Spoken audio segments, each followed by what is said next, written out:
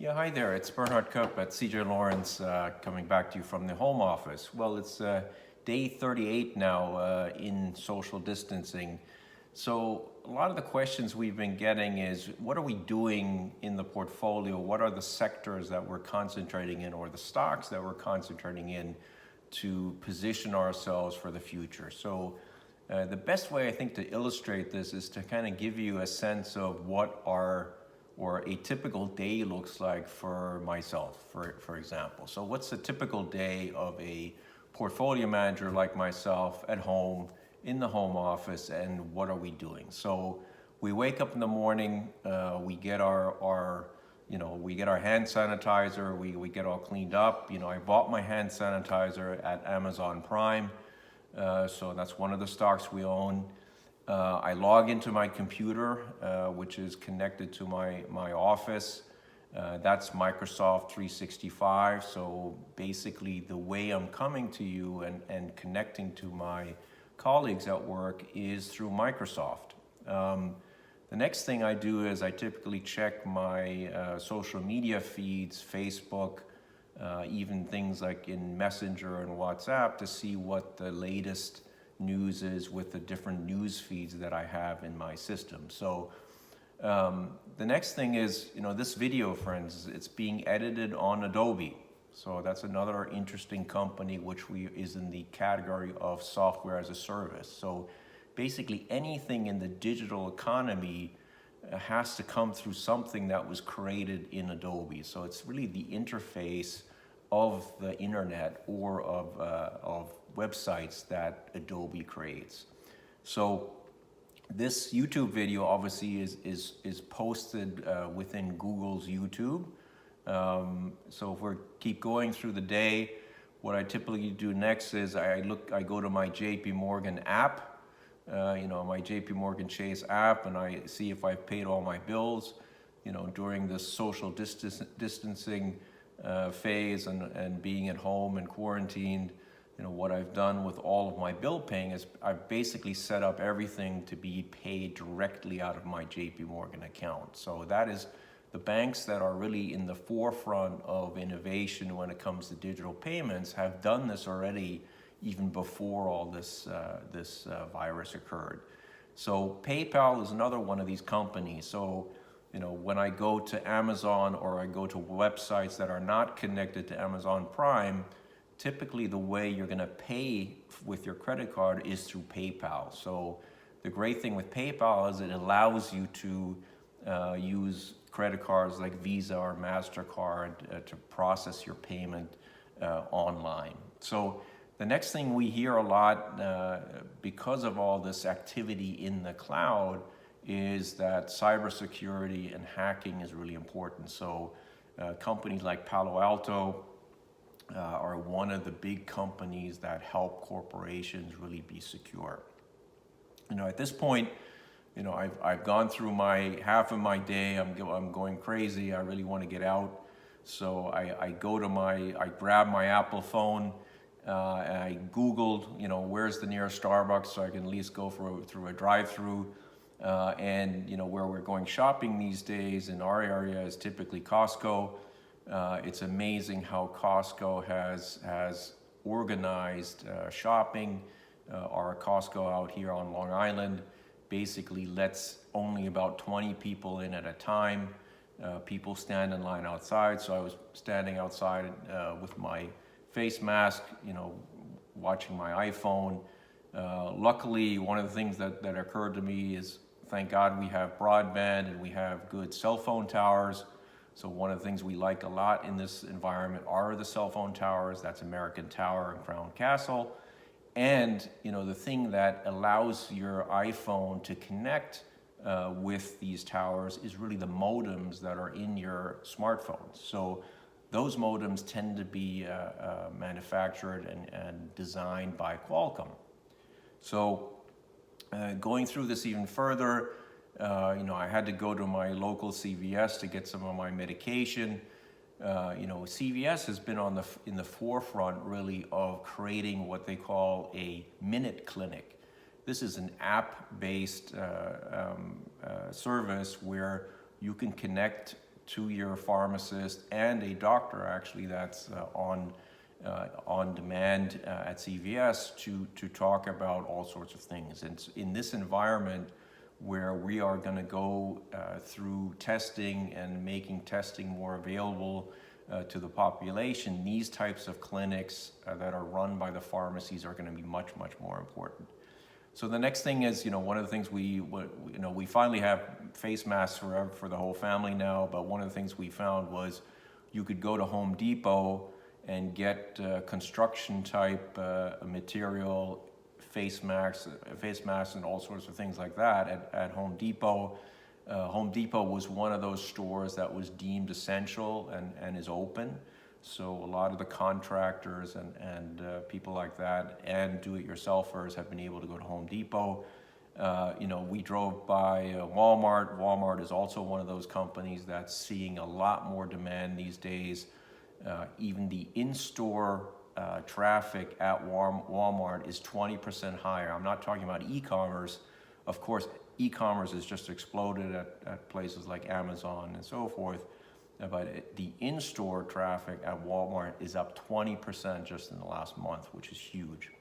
So then the other part of this is if you think about cell phone towers and broadband, all that, what's really important is power, and that's backup power. So one of the companies we've been involved with is NextEra. NextEra started actually as a regular utility company in Florida, but now does everything from backup power for commercial use. So a lot of the cell phone towers, for instance, that you see around the country have backup power. So of course the day comes to an end, we go through our working day. The next thing we think about, oh my God, what are we going to do tonight? Streaming videos is the main thing we can do. Obviously, staying at home. Amazon Prime, if you're an Amazon Prime member, you can get movies for free through your Amazon Movie Prime membership. You have Apple TV, obviously, as well. Netflix is of course a big player in here, and also Disney. Disney just launched its Disney Plus membership. And they just actually announced that the membership there hit 50 million. Netflix just had their numbers out. Netflix now had added 15 million new members just in the last quarter. The estimate for new membership was 7 million, so it was double what they thought. Netflix will have 200 million members by the end of the year with easily. If you can see, then that compares to Disney at about 50 million and so forth. So Netflix has a massive lead in streaming. So thank God for that we have that at home. The other activity for our children, Xbox. Xbox is owned by Microsoft. That's another. Gaming is a big go-to device during these times. So that's owned by Microsoft. Then obviously the thing we watch at night is we always watch the news, and we hear what's going on from the White House. One of the things that has been interesting to watch is how many times our good healthcare companies and biotech companies are mentioned by our policymakers. By the time this crisis is over, companies like Regeneron, Roche, Thermo Fisher are going to be household names. So just to go through some of those, Regeneron is the company that's working on the vaccine. We've been involved with that company since a year ago. The CEO of Regeneron stated a couple of weeks ago that they expect to have a vaccine in August. You hear a lot of conflicting information on the timing of when we should see a vaccine. There are all sorts of studies going on. But I think if we listen to Regeneron, they have a really good track record when it comes to developing vaccines. If you think about what they did a few years back on the Ebola crisis, they were the ones that actually came up with a vaccine for Ebola, and that was a lot quicker than expected. So I wouldn't be surprised that we see some very good information coming out of Regeneron sometime in the early summer. The current trial for their vaccine is in phase 2. Phase 1 is with about 40 humans. Phase 2 has about 400 humans typically. So we will see results of that quite soon. J&J, Johnson & Johnson is another company that's also doing trials for vaccines. And then if you look at the testing companies, Roche, which is a Swiss pharmaceutical company that owns Genentech, they got approval for a test kit. And of course, Abbott Labs, which is a company we hear from the White House briefing now almost every day. Abbott Labs is the company that developed the 15-minute test. This is the key to testing. I mean, our family, for instance, got tested last week. The process it took forever. It took 4 days to get an appointment, and then when we finally got tested with a swab into the nose, it took another 3 or 4 days actually to get the results. The Abbott Labs test is really a game changer. If we can get a result in 15 minutes, then we can really test people in volume and make sure they can come back to work. So Thermo Fisher is also test kits, and Thermo Fisher owns a company that it bought a few years back called Life Sciences or Life Tech. This company does a lot of the genomic sequencing, which is the DNA and RNA testing that is done to actually figure out what these viruses are, or in cancer-related things, they do DNA type sequencing. This is all very exciting work. So it's really interesting to see how all the immunology companies are where the spotlight is really on them to find a cure here. Then on the devices side, Abbott Labs and these companies produce devices as well to test blood and the oxygen levels in blood. Becton Dickinson is a company that we own also. Becton Dickinson is the company that does everything from ventilators to basically anything you would find in a lab. So, companies like that have stepped up production, which is very promising. So, we're hearing less and less that ventilators are a problem. It seems, now that the number of cases have peaked in places like New York, we're seeing ventilators a lot less of a problem. We've heard from the president that the military has gotten involved, and when we went for our testing here at the local Stony Brook University out on Long Island, it was clear the logistics of the testing were being managed by the military or probably the National Guard out here. So one of the companies that is in the forefront of logistics and communications within, it's really the company that's digitizing the military, if you want to call it that. It's L3Harris. It's a very good company that is really helping the military to transform. So that little story, just basically, I touched 80% of the companies that we own in the portfolio today.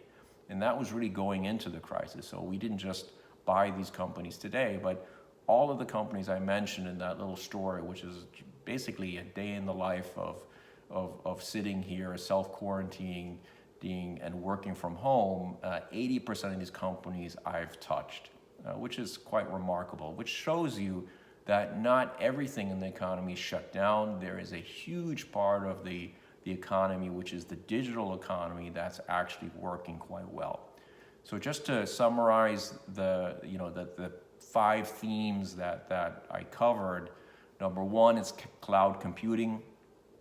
That's the public cloud, that's the Microsofts and so forth. Then you have the hybrid cloud, that's the applications that go into the cloud. There are the main companies involved with that are companies like Red Hat. Think of hybrid cloud computing as the applications that go into the public cloud. So those are the things that actually make you do certain things in the cloud.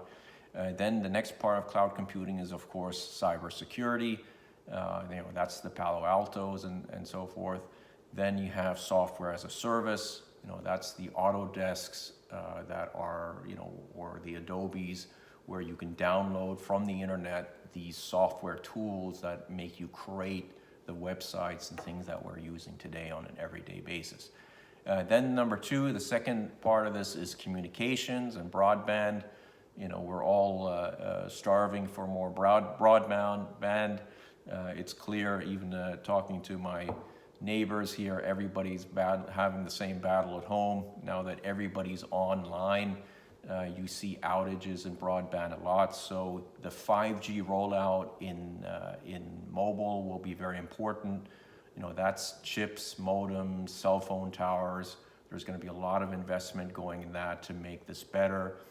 Social media is obviously a big part of this, and backup power. The third part is healthcare.